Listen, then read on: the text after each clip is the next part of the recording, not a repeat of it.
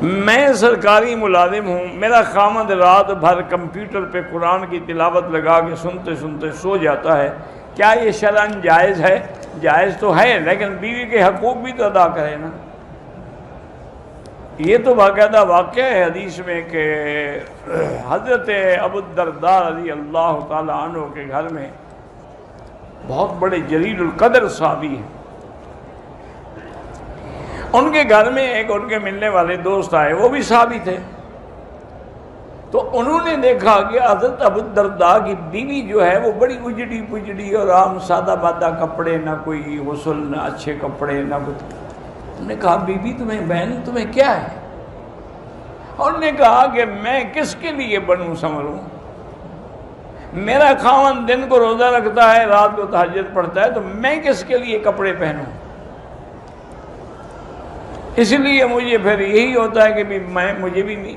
تو انہوں نے ابو الدرداء کو بلایا اور کہا کیا کر رہے ہو تم؟ لازماً تم نے یہ نفل پڑھنے سے بیوی کا حق ادا کرنے کا زیادہ ثواب ہے، تم اپنی بیوی کے حقوق ادا کرو۔ ایک دفعہ حضرت عمر رضی اللہ عنہ چونکہ بہت بڑے محدث تھے، ملہم تھے نا جی، ایک صحابی ہے، انہوں نے کہا حضرت آپ کہتے ہیں کہ بیوی کا حق ادا کرو، تو اس کا حق کتنا ہے؟ آپ نے فرمایا اچھا مجھے تم یہ بتاؤ کہ ایک آدمی کتنی بیویاں کر سکتا ہے؟ انہوں نے کہا جی 4۔ تو انہوں نے کہا اس کا مطلب ہے کہ چوتھی رات اس بیوی کا نمبر آئے گا، لہذا 3 راتیں عبادت کرو، چوتھی رات بیوی کی خدمت کرو۔ اس کو مسئلہ سمجھ آ گیا؟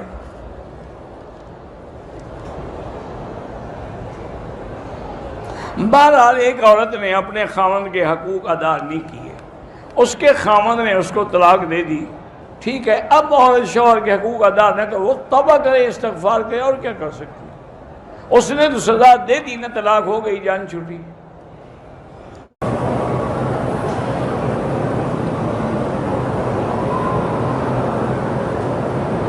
کبھی شوہر کے بیوی پر جو حقوق ہوتے ہیں، عام بیوی پر تو یہ حقوق ہے نا، حضور نے فرمایا کہ اذا نظر الیہا سرت ہو، جب خاوند کی نظر پڑے تو خوش ہو جائے، اذا امرہا اطاعت ہو، جب خاوند حکم کرے تو فرما برداری کرے، اذا غاب عنہا حافظت ہو، جب خاوند گھر میں نہ ہو تو اس کی جان، مال، آبرو، عزت کی حفاظت کرے، اس پر حق ہے۔ حضور نے فرمایا اتنے بڑے حقوق ہیں کہ اگر اللہ کے سوا کسی غیر کو سجدے کرنے کی اجازت ہوتی، میں بیوی کو حکم دیتا کہ شوہر کو سجدہ کرے۔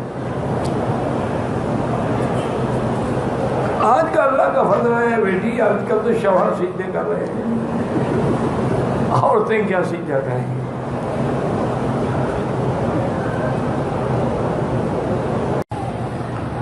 سیدنا امیر المومنین عمر بن الخطاب رضی اللہ تعالی عنہ کے دور میں، آپ کے زمانے خلافت میں ایک عورت آئی، اس وقت تو پھر یہی ہوتا تھا نا جی کہ وہی مسجد نبی ہے، وہی عدالت ہے، وہی سپریم کورٹ ہے، وہی ہائی کورٹ ہے، وہی عسکری ہیڈ کوارٹر ہے، وہی سب کچھ، جو کچھ ہے مسجد میں ہوتا تھا۔ اور خلیفۃ المسلمین خود مسجد میں بیٹھ کر نماز کے بعد، ہاں بھائی کسی کو کوئی تکلیف ہے؟ ہاں آج تو جی کسی حاکم کو ملنا جو ہے وہ ایسا مشکل ہے، اللہ معاف کرے، کیٹو پہاڑ پہ چڑھنا آسان ہے، کسی افسر کو ملنا مشکل ہے۔ سوال ہی پیدا نہیں ہوتا۔ انگریزوں نے ایسا پٹی پڑھائی ہے، ایسا سبق پڑھایا ہے کہ ان کو عوام کے ساتھ ملنے ہی نہیں دیتے کہ بھی ان سے فاصلہ رکھو ورنہ تمہارا روب ختم ہو جائے گا۔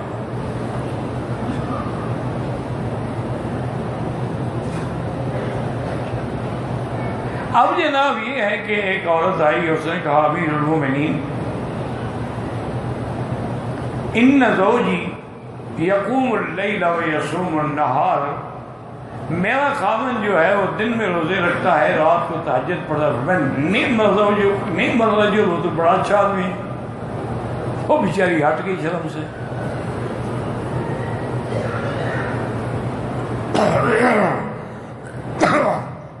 حضرت ابن عباس کے ایک روایت میں حضرت کعب بیٹھے تھے، ابی ابن کعب،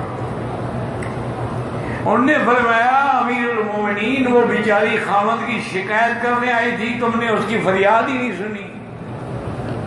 پھر عجیب آدمی، وہ تعریف کر رہی تھی، تم کہتے ہو شکایت کر رہی تھی۔ اور نے کہا جناب وہ کہہ رہی تھی کہ حضرت صاحب صوفی ہو گئے ہیں، دن میں روزے رکھتے ہیں، رات کو تہجد پڑھتے ہیں، میرے حق کون ادا کرے گا؟ کہنے لگے اچھا یہ بات تھی، میں سمجھا نہیں، ان کو بلا کے فیصلہ بھی تم خود کرو۔ انہوں نے اس کے خاوند کو بلایا اور پوچھا کہ بھائی یہ تمہاری بیوی ہے، اس نے یہ شکایت کی ہے، ٹھیک ہے؟ اس نے کہا حضرت شکایت نہیں ہے، تھوڑی سی زندگی کے دن رہ گئے ہیں، میں کہتا ہوں جتنا ہو سکے اللہ کے عبادت میں گزاروں۔ انہوں نے کہا تو بیوی کے حقوق پھر کون ادا کرے گا؟ طلاق دے دو تاکہ وہ بیچاری کوئی اور شوہر تلاش کرے۔ انہوں نے کہا اچھا جی گزارش یہ ہے کہ کیا ہمیں اللہ کا دین یہ بھی پابند کرتا ہے کہ اتنا حق عورت کا ہے؟ یہی ہے نا کہ حسن سلوک کرو، عاشروہن بالمعروف، یہی ہے نا وَلَهُنَّ مِثْلُ الَّذِي عَلَيْهِنَّ، ان پہ بھی وہی حقوق ہیں جو مردوں کے حقوق ہیں۔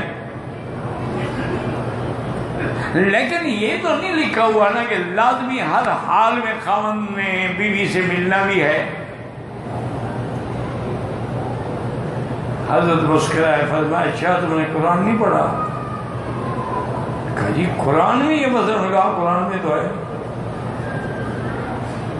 وہ حیران ہو گئے کہ قرآن میں یہ مسئلہ ہے کہ آدمی کو عورت کے پاس کتنی راتوں کے بعد جانا چاہیے؟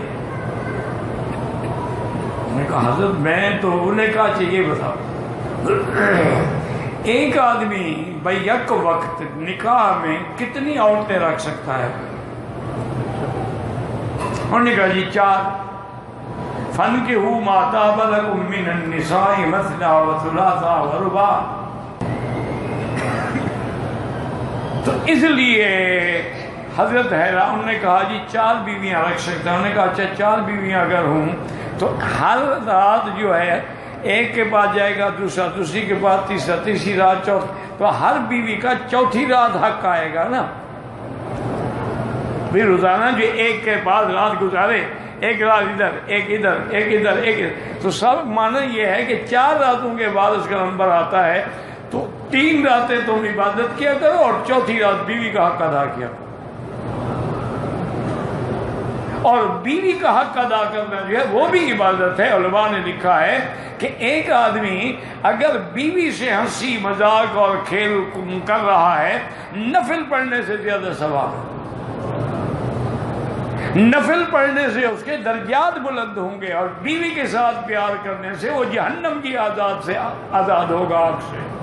کیوں جب اپنی بیوی حلال کے رزق سے سب کچھ مل جائے، اس کو حرام میں منہ مارنے کی کیا ضرورت ہے؟ یہ جتنے میں لوگ اکثر باہر جاتے ہیں نا، 80% عورتیں بھی ذمہ دار ہیں۔ وہ جب ان کو خوش نہیں رکھتی انہیں بھی باہر جا کے منہ مارنا ہوتا۔ خواہش تو پوری کرنی ہوتی ہے نا انہیں۔ اگر بیوی خوش رکھے تو اس کو کالے کتے نے کاٹا ہے کہ وہ دوسری عورت کے پاس جائے گا۔